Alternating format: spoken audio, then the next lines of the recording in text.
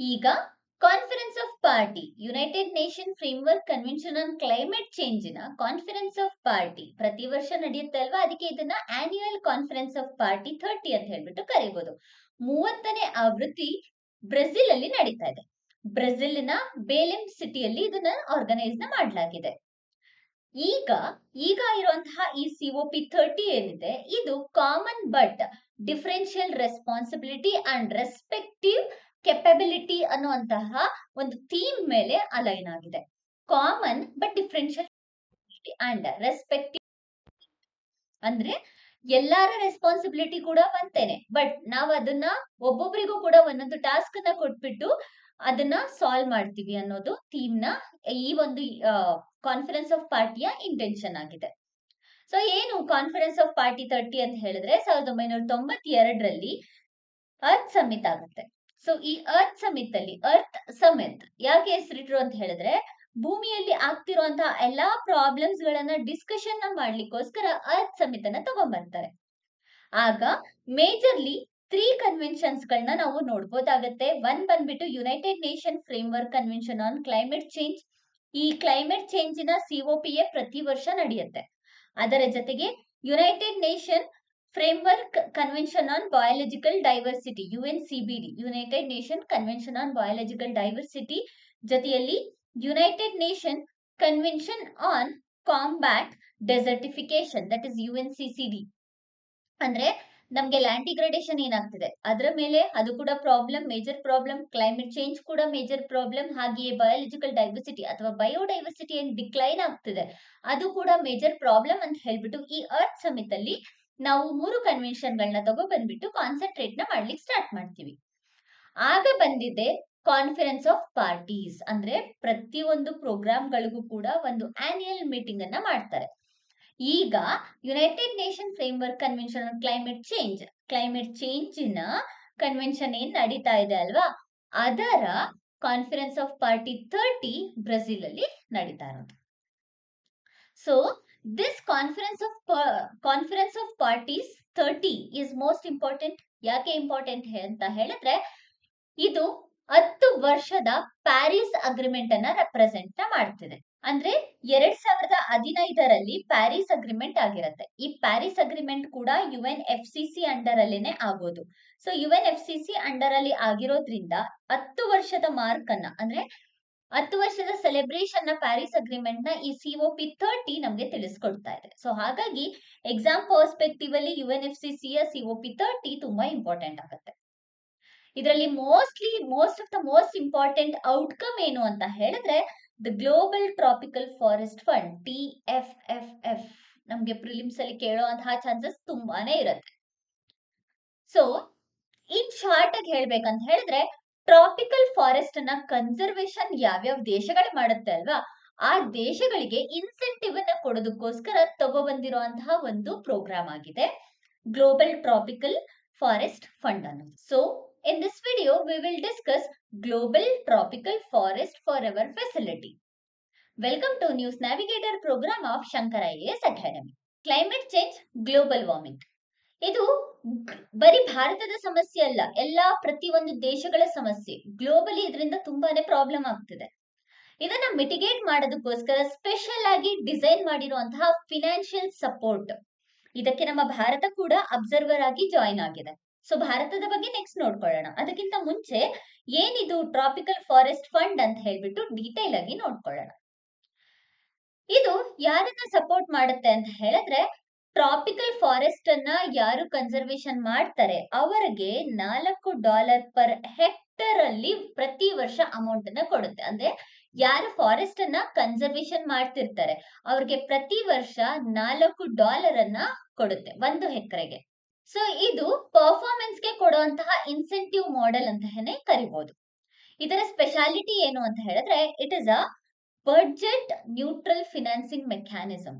ಯಾಕೆ budget financing neutral mechanism ಅಂತ ಹೇಳ್ಬಿಟ್ಟು ನಾವು ಕರಿತಾ ಇದೀವಿ ಅಂತ ಹೇಳಿದ್ರೆ, ಇದರಲ್ಲಿ ಬೇರೆಯವರು ಯಾರು ನಮ್ಗೆ ಡೊನೇಟ್ ಅನ್ನ ಮಾಡಲ್ಲ ಅಮೌಂಟ್ ಅನ್ನ, ಅಥವಾ ಹಿಂದೆ ನಾವು ನೋಡಿದೀವಿ ಸ್ಪೆಷಲ್ ಕ್ಲೈಮೇಟ್ ಫಂಡ್ ಆಗಿರ್ಬೋದು.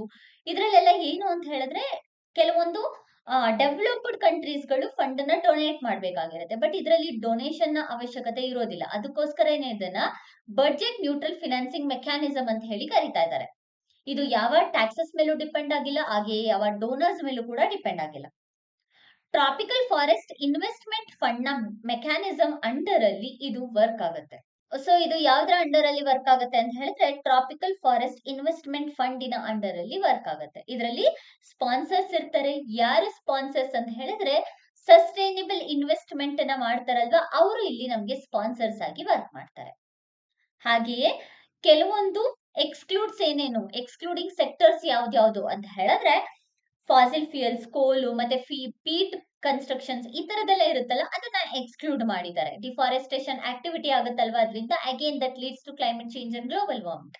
ಅದಕ್ಕೋಸ್ಕರ ಇಲ್ಲಿ ಈ ಒಂದು ಸೆಕ್ಟರ್ಸ್ ಗಳನ್ನ ಟ್ರಾಪಿಕಲ್ ಫಾರೆಸ್ಟ್ ಇನ್ವೆಸ್ಟ್ಮೆಂಟ್ ಫಂಡ್ ಇಂದ ಎಕ್ಸ್ಕ್ಲೂಡ್ ನ ಮಾಡಲಾಗಿದೆ. ಟ್ರಾಪಿಕಲ್ ಫಾರೆಸ್ಟ್ ಇನ್ವೆಸ್ಟ್ಮೆಂಟ್ ಫಂಡ್ ಅನ್ನ ಹೇಗೆ ಜನರೇಟ್ ಮಾಡ್ತಾರೆ, ಹೇಗೆ ಮಾಡ್ತಾರೆ ಅಂತ ಹೇಳಿದ್ರೆ, ಇಲ್ಲಿ ಯಾರು ಇನ್ವೆಸ್ಟ್ ಮಾಡ್ತಾರೆ, ಸಸ್ಟೈನಬಲ್ ಡೆವಲಪ್ಮೆಂಟ್ ಆಕ್ಟಿವಿಟೀಸ್ಗೆ ಇನ್ವೆಸ್ಟ್ ಮಾಡ್ತಾರಲ್ವಾ, ಆ ಇನ್ವೆಸ್ಟರ್ಸ್ಗೆ ಪ್ರೋಗ್ರಾಮ್ ಡೆವಲಪ್ ಮಾಡಿದ್ಮೇಲೆ ಅವರು ಕೊಟ್ಟಿರುವಂತಹ ಇನ್ವೆಸ್ಟ್ಮೆಂಟ್ ನ ರಿಟರ್ನ್ ಮಾಡಲಾಗುತ್ತೆ. ಹಾಗೆಯೇ ಯಾವ ಕಂಟ್ರೀಸ್ಗಳು ಟ್ರಾಪಿಕಲ್ ಫಾರೆಸ್ಟ್ ನ ಕನ್ಸರ್ವೇಶನ್ ಮಾಡ್ತಿರ್ತವೆ, ಆ ಕಂಟ್ರೀಸ್ಗಳಿಗೆ ರಿವಾರ್ಡ್ ಅನ್ನ ಕೊಡ್ಲಾಗತ್ತೆ ಪ್ರತಿ ವರ್ಷ. ಇದರಿಂದ ಪ್ರತಿಯೊಂದು ಕಂಟ್ರಿ ಕೂಡ ಮೋಟಿವೇಟ್ ನ ಮಾಡ್ದಂಗಾಗುತ್ತೆ ಇನ್ಸೆಂಟಿವ್ಸ್ ನ ಕೊಡೋದ್ರ ಮೂಲಕ. ಯಾವ ಕಂಟ್ರಿ ಹೆಚ್ಚಾಗಿ ಇನ್ಸೆಂಟಿವ್ಸ್ ನ ತಗೊಳುತ್ತೆ, ಅವರು ಟ್ರಾಪಿಕಲ್ ಫಾರೆಸ್ಟ್ ನ ತುಂಬಾ ಚೆನ್ನಾಗಿ ಕನ್ಸರ್ವೇಶನ್ ನ ಮಾಡ್ತಿರ್ತಾರೆ ಅಂತ ಅರ್ಥ. ಅಂದ್ರೆ ಫಾರೆಸ್ಟೇಷನ್ ಆಕ್ಟಿವಿಟೀಸ್ ಗಳು ಜಾಸ್ತಿ ಆಗ್ಬಿಟ್ಟು ಡೆಫಾರೆಸ್ಟೇಷನ್ ಆಕ್ಟಿವಿಟೀಸ್ ಗಳು ಕಡಿಮೆ ಆಗ್ತಿದೆ ಅಂತ ಹೇಳಿ ಅರ್ಥ. ಕನ್ಸರ್ವೇಶನ್ ಇನ್ಸೆಂಟಿವ್ಸ್ ಮತ್ತೆ ಇನ್ವೆಸ್ಟ್ಮೆಂಟ್ ಡ್ರಿವನ್ ಸಸ್ಟೈನಬಿಲಿಟಿಯ ಕಂಬೈನ್ ಮಾಡ್ಬಿಟ್ಟು, ಇದೆರಡನ್ನು ಕೂಡ ಕಂಬೈನ್ ಮಾಡ್ಬಿಟ್ಟು ಮಾರ್ಕೆಟ್ ಬೇಸ್ಡ್ ಅಪ್ರೋಚ್ ನ ಇಲ್ಲಿ ತರಲಾಗಿದೆ ಕ್ಲೈಮೇಟ್ ಫಿನಾನ್ಸ್ ನ ಮಾಡೋದಕ್ಕೋಸ್ಕರ. ಸೊ ಇಷ್ಟೆಲ್ಲ ಗೊತ್ತಾಯ್ತು. ಬಟ್ ಭಾರತದ ಅಬ್ಸರ್ವೇಟರಿ ಸ್ಟೇಟಸ್ ಇಂದ ಸಿಗ್ನಿಫಿಕೆನ್ಸ್ ಏನು, ಭಾರತ ಅಬ್ಸರ್ವೇಟರಿ ಸ್ಟೇಟಸ್ ಆಗಿ ಜಾಯಿನ್ ಆಗಿದೆ ಅಲ್ವಾ, ಅದರ ಸಿಗ್ನಿಫಿಕೆನ್ಸ್ ಏನು ಅಂತ ಹೇಳಿ ನೋಡ್ಕೊಳ್ಳೋಣ. ಭಾರತದ ಅಪರ್ಚುನಿಟಿ ಏನು ಅಂತ ಹೇಳಿದ್ರೆ, ನಮ್ಮಲ್ಲಿ ತುಂಬಾ ಪ್ರೋಗ್ರಾಮ್ಸ್ ಗಳನ್ನ ನಾವು ನಡೆಸ್ತಾ ಇದೀವಿ. ಭಾರತದ ಫಾರೆಸ್ಟ್ ಕನ್ಸರ್ವೇಶನ್ ಮತ್ತೆ ಗ್ರೀನ್ ಗ್ರೋತ್ ಎಕ್ಸ್ಪೆರಿಮೆಂಟ್ ಅನ್ನ ನಮ್ ಶೇರ್ ಮಾಡೋದಕ್ಕೆ ಇದೊಂದು ಬೆಸ್ಟ್ ಪ್ಲಾಟ್ಫಾರ್ಮ್ ಆಗಿದೆ. ಎರಡನೇದಾಗಿ ಅಬ್ಸರ್ವೇಟರ್ ಸ್ಟೇಟಸ್ ಇಂದ ಪಾಲಿಸಿ ಡಿಸ್ಕಷನ್ ನ ಅಲೋ ಮಾಡುತ್ತೆ. ಅಂದ್ರೆ ಡೆವಲಪ್ಡ್ ನೇಷನ್ಸ್ ಗಳ ಜೊತೆಗೆ ನಮ್ಮ ಡೆವಲಪಿಂಗ್ ನೇಷನ್ ಗಳು ಡಿಸ್ಕಷನ್ ನ ಮಾಡೋದಕ್ಕೆ ಬೆಸ್ಟ್ ಪ್ಲಾಟ್ಫಾರ್ಮ್ ನ ಪ್ರೊವೈಡ್ ಮಾಡುತ್ತೆ. ಸೊ ಫಾರೆಸ್ಟ್ ಕನ್ಸರ್ವೇಶನ್ ಗೆ ಮತ್ತೆ ಫಿನಾನ್ಷಿಯಲ್ ಮೆಕ್ಯಾನಿಸಮ್ಗೆ ಈ ಒಂದು ಪ್ಲಾಟ್ಫಾರ್ಮ್ ನಮ್ಗೆ ತುಂಬಾನೇ ಹೆಲ್ಪ್ ಮಾಡುತ್ತೆ.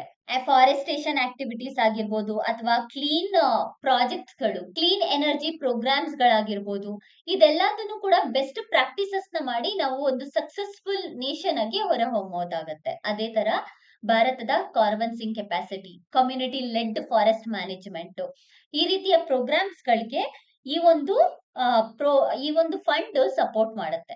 ಅದೇ ತರ ಕ್ಲೈಮೇಟ್ ರೆಸಿಲಿಯಂಟ್ ಎಕೋಸಿಸ್ಟಮ್ ಆಗಿರ್ಬೋದು, ಇದನ್ನ ಸ್ಟ್ರೆಂಥನ್ ಮಾಡೋದಕ್ಕೂ ಕೂಡ ಈ ಒಂದು ಪ್ರೋಗ್ರಾಮ್ ಅಥವಾ ಈ ಪ್ಲಾಟ್ಫಾರ್ಮ್ ಹೆಲ್ಪ್ ಮಾಡುತ್ತೆ. ಭಾರತದ ಕಾರ್ಬನ್ ನ್ಯೂಟ್ರಾಲಿಟಿ ಅದಕ್ಕೂ ಕೂಡ ಸಪೋರ್ಟ್ ಮಾಡುತ್ತೆ, ಫಂಡ್ ನ ಕೂಡ ಮಾಡುತ್ತೆ.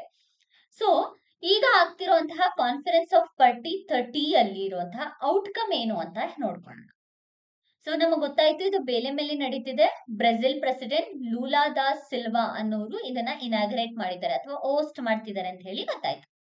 ಸೊ ಇದರ ಪರ್ಪಸ್ ಏನು ಅಂತ ಹೇಳಿದ್ರೆ, 10 ವರ್ಷದ ಪ್ಯಾರಿಸ್ ಅಗ್ರಿಮೆಂಟ್ ಅನ್ನ ಮಾರ್ಕ್ ಮಾಡ್ತಾ ಇದೆ. ಸೊ 10 ವರ್ಷ 2015ರಿಂದ 2025ಕ್ಕೆ 10 ವರ್ಷ ಆಯ್ತಲ್ವಾ. ಹಾಗೆಯೇ ಫ್ಯೂಚರ್ ಅಲ್ಲಿ ಕ್ಲೈಮೇಟ್ ಆಕ್ಷನ್ ನ ಮಾಡೋದಕ್ಕೋಸ್ಕರ ಇಲ್ಲಿ ಇನಿಷಿಯೇಟಿವ್ ನ ತಗೊಬಂದಿದ್ದಾರೆ. ಹಾಗೆಯೇ ಈ ಫಂಡ್ ಏನಿದೆ ಅಲ್ವಾ, ಟ್ರಾಪಿಕಲ್ ಫಾರೆಸ್ಟ್ ಫಂಡ್, ಈ ಟ್ರಾಪಿಕಲ್ ಫಾರೆಸ್ಟ್ ಫಂಡಿಗೆ ಕೆಲವೊಂದು ಕಂಟ್ರೀಸ್ ಗಳು ಕಾಂಟ್ರಿಬ್ಯೂಷನ್ ಕೂಡ ಮಾಡಿದೆ. ಯಾವ್ಯಾವ ಕಂಟ್ರೀಸ್ ಗಳು ಕಾಂಟ್ರಿಬ್ಯೂಷನ್ ಮಾಡಿದೆ ಅಂತ ಹೇಳಿದ್ರೆ, ಬ್ರೆಜಿಲ್ $1 ಬಿಲಿಯನ್ ಅಮೌಂಟ್ ನ TFF ಗೆ ನಾವು ಫಂಡಿಂಗ್ ಮಾಡ್ತೀವಿ ಅಂತ ಹೇಳಿ ಪ್ಲಡ್ಜ್ ಅನ್ನ ತಗೊಂಡಿದ್ದಾರೆ.